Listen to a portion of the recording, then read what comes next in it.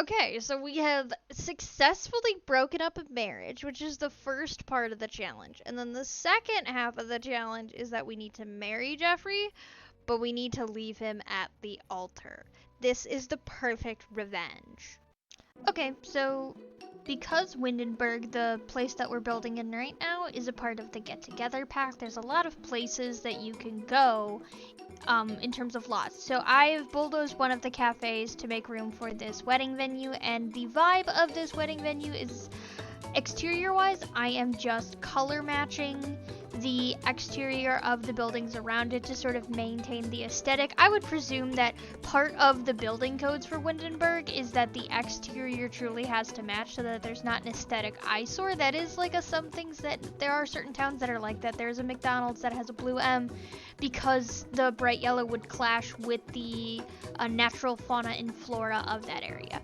So I am matching the exterior, but the interior is going to be a very overstimulating series of things. I would imagine that this is a place where people will get married if they want a very specific aesthetic. So the interior is going to kind of look like a church, but then also have like a modern dance space, because as much as it wants to be like this beautiful place, it also has to take into consideration the technologies.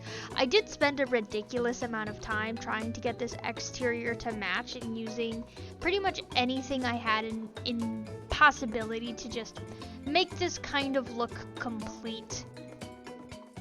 I used a lot of stuff from Romantic Gardens, which is, I'm pretty sure I got that pack for free, because sometimes the Sims 4 team will just sell packs that aren't getting money. They'll just give them out for free so that people use them, and then if, you know, influencers are using them in their packs, it'll convince people to buy them, hopefully.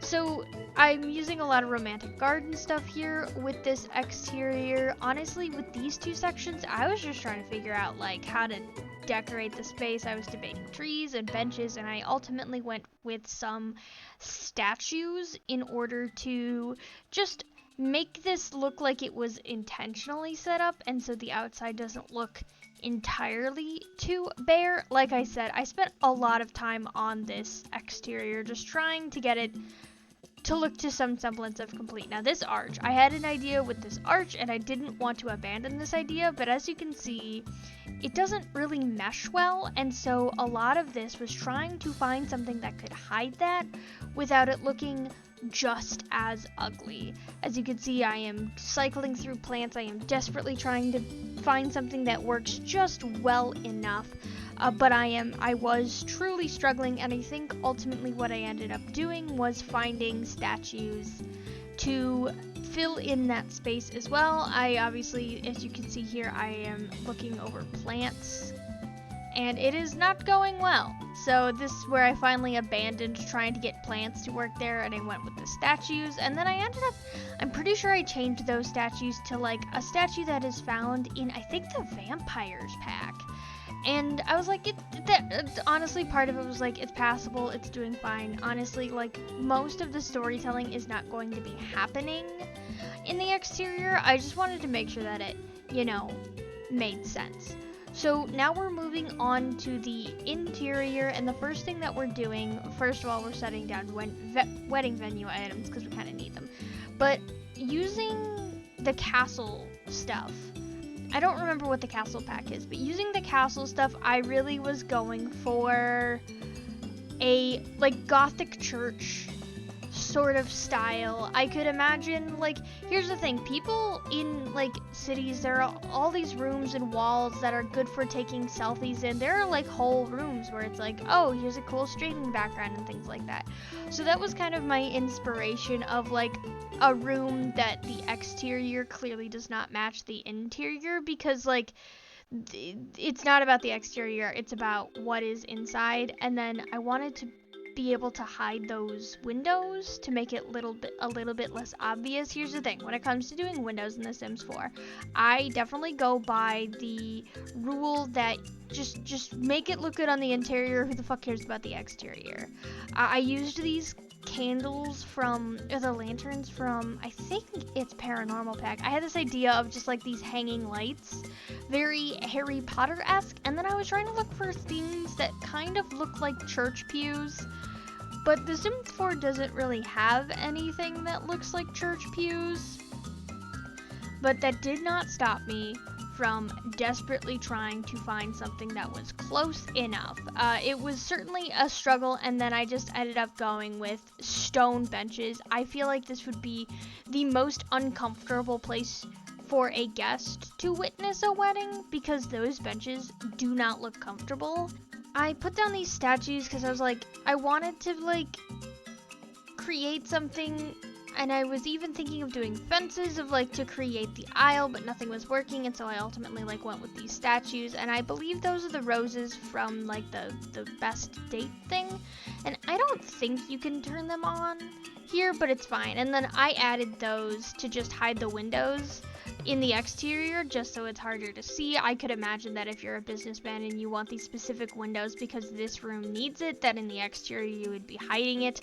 Truly, when it would come to the exterior, you would probably have like shutters or something that is way better to hide that, but in The Sims we don't really have the nuance of like the interior and the exterior of a window clearly not matching, so we're just, you know, we're going for what it is. So now this is like the dance area, because like most weddings have like a dance place where people want to get dancey, and so I set down like, I was like bright lights, modern look, you know, getting married in something that looks ancient is cool, but when it comes to, you know, dancing and stuff, you want modern tech, you want it to look good, so that is basically what I was going for here. Honestly, like I said, this is an assault on the senses. It is overwhelming, the difference of going between room to room. And here's the thing, we won't necessarily be using this dance part because we are going to be ruining this wedding. However, I did think it was cool to have for future weddings, because I definitely eloped with Becca and Helianthus because I didn't have a wedding venue set up and I did not have the energy to create a wedding venue, but this one kind of requires a wedding venue.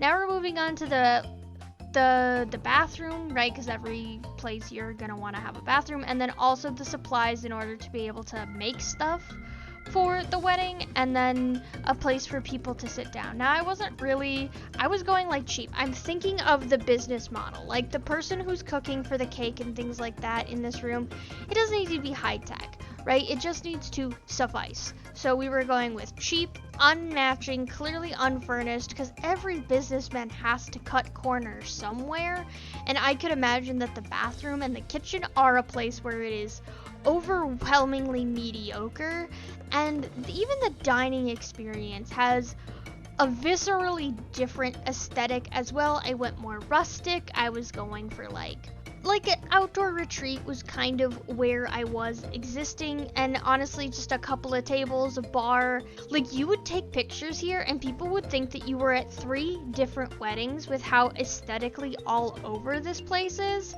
And honestly, I think that if you're just like a businessman who is trying to sell a decent wedding venue that kind of makes everyone happy, this is the thing. This is how we do it. So there we go. That is the wedding venue.